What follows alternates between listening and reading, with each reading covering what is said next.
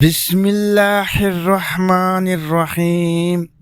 اداس چہرہ، سفید داڑھی، ہاتھ میں لاٹھی، کھال میں سلوٹ، چال میں سستی، بات میں لرزہ، یہ معاشرے کا وہ کمزور طبقہ ہے جسے ہم بوڑھا کہتے ہیں۔ انسانی زندگی کئی مراحل سے گزرتے ہوئے بڑھاپے کو پہنچتی ہے۔ بڑھاپا گویا اختتام زندگی کا پروانہ ہے۔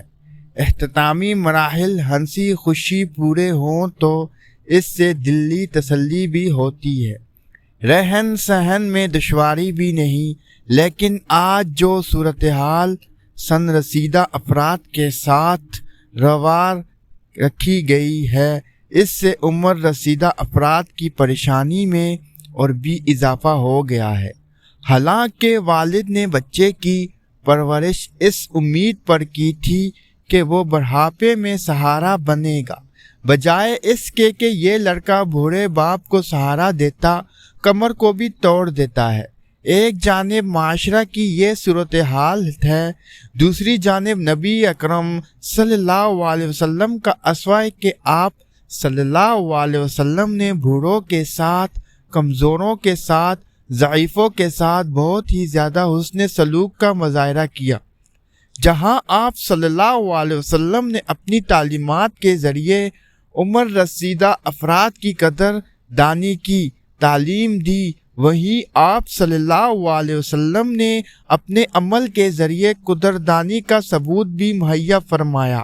آپ صلی اللہ علیہ وسلم نے سن رسیدہ افراد کی اہمیت بیان کرتے ہوئے ارشاد فرمایا، اللہ تعالیٰ کی عظمت برائی کا تقاضا یہ ہے کہ بوڑھے مسلمان کا اکرام کیا جائے۔ ایک موقع پر آپ صلی اللہ علیہ وسلم نے فرمایا، جس شخص کے بال اسلام کی حالت میں سفید ہوئے ہو، اس کے لیے قیامت کے دن نور ہوگا۔ ان احادیث سے سن رسیدہ افراد کی اہمیت کا بخوبی اندازہ ہوتا ہے۔ آپ صلی اللہ علیہ وسلم نے بوڑھوں کا اکرام و احترام کرنے کی تلقین کرتے ہوئے فرمایا، چھوٹا بڑے کو سلام کرے۔ بڑوں کے اکرام و احترام کی ایک شکل سلام بھی ہے۔ بڑوں کی عمران کی بزرگی کا لحاظ کرتے ہوئے چھوٹے ہی بڑوں کو سلام کیا کریں، تاکہ یہ سلام چھوٹوں کی جانب سے بڑوں کے اکرام کا جذبہ بھی ظاہر کرے اور بڑوں کے لیے بھی دل بستگی کا سامان ہو۔ کئی مقامات پر بڑوں کو بچوں سے اسی بات کی شکایت ہوتی ہے کہ بچے انہیں سلام نہیں کرتے۔ فطری طور پر بڑے عزت کے طالب ہوتے ہیں، کیوں نہ ہم ان کے اس تقاضے کا لحاظ کرتے ہوئے سلام کے ذریعے ان کے جی کو خوش کریں۔ آپ صلی اللہ علیہ وسلم نے بڑوں کی اہمیت اجاگر کرتے ہوئے فرمایا، برکت تو تمہارے بڑوں کے ساتھ ہے۔ کون ہے جو برکت کا متلاشی نہ ہو؟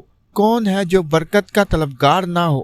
آج تو کئی ایک بے برکتی کے شاکی ہیں۔ ایسے میں برکت کے حصول کا آسان طریقہ کار یہ ہے کہ بوڑھوں کو اپنے ساتھ رکھا جائے، ان کے اخراجات کی کفالت کی جائے، اس سے آمدنی میں برکت ہوگی۔ ایک موقع پر بوڑھوں کے اکرام کے فضائل و فوائد ذکر کرتے ہوئے آپ صلی اللہ علیہ وسلم نے فرمایا، جس نے نوجوانوں نے کسی بوڑھے کا اکرام اس کی عمر کی بنیاد پر کیا تو اللہ تعالیٰ اس کے لیے بڑھاپے میں اکرام کرنے والا شخص مقرر فرمائے گا۔ کون ہے جو اپنے بڑھاپے کو ہنسی خوشی پورا نہیں کرنا چاہتا؟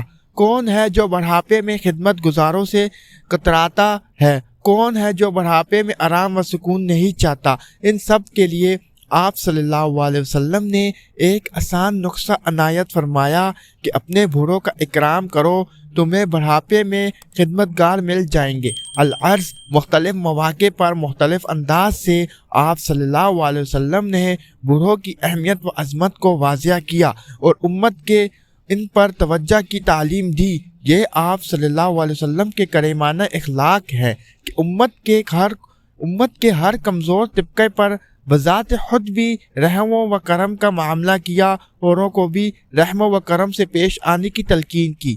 ایک سن رسیدہ آپ صلی اللہ علیہ وسلم کی مجلس میں حاضر ہوئے۔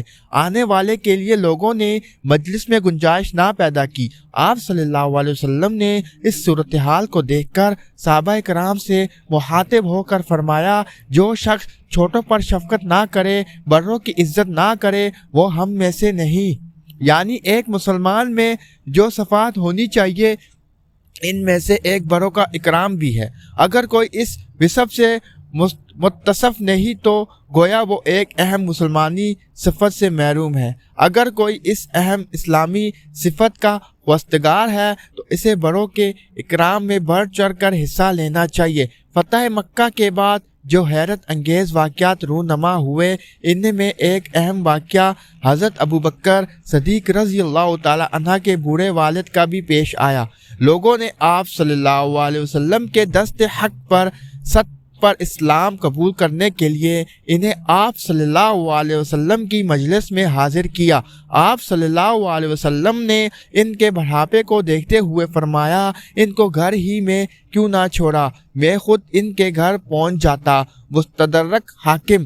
واضح رہے، آپ صلی اللہ علیہ وسلم مکہ مکرمہ میں فاتح بن کر داخل ہو رہے ہیں۔ اس کے باوجود بوڑھوں کے ساتھ آپ صلی اللہ علیہ وسلم کا یہ رحمانہ و کریمانہ سلوک ہے۔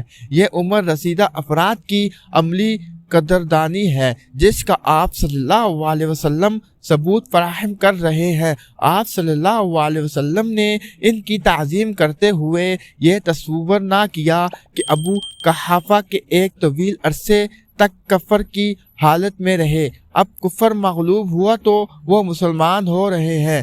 بعض دفعہ انسان سابقہ اختلاف کی وجہ سے کسی کی تعظیم و تکریم سے کتراتا ہے، حالانکہ اس میں ان لوگوں کے لیے اسوائے ہے کہ سن رسیدہ کی بہر صورت تعظیم کی جائے۔ ابو مسعود انصاری رضی اللہ تعالی عنہ فرماتے ہیں کہ ایک دفعہ ایک صحابی آپ صلی اللہ علیہ وسلم کی خدمت میں حاضر ہو کر شکایت کرنے لگے کہ میں ظہر کی نماز میں فلاں شخص کی طویل قرات کی وجہ سے حاضر نہیں ہو سکتا۔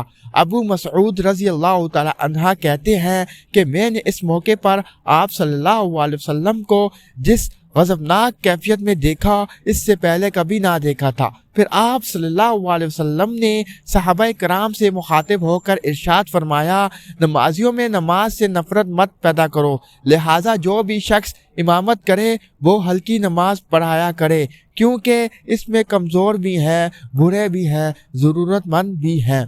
باب اذا طول الامام کا وقران الرجل جامتا۔ ایک اور موقع پر آپ صلی اللہ علیہ وسلم سے طویل قرات کی شکایت کی گئی تو آپ صلی اللہ علیہ وسلم نے حضرت معاذ رضی اللہ تعالی عنہ پر غصہ ہوتے ہوئے فرمایا، اے معاذ، کیا تم لوگوں کو فتنہ میں ڈالنے والے ہو؟ 3 دفعہ آپ صلی اللہ علیہ وسلم نے ان کلمات کو دہرایا۔ غور و حسوس کا مقام ہے کہ سن رسیدہ اور کمزور افراد کی رعایت کا سلسلہ نماز جیسے اہم فرائض میں بھی جاری ہے۔ ان اقوال و احوال کا سرسری جائزہ لینے سے یہ بات بخوبی واضح ہو جاتی ہے کہ آپ صلی اللہ علیہ وسلم نے بوڑھوں کا ہر موقع پر لحاظ فرمایا۔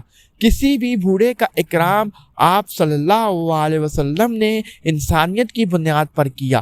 رشتہ داری و تعلق سے بالاتر ہو کر آپ صلی اللہ علیہ وسلم نے ہر سن رسیدہ کے اکرام کو ترجیح دی۔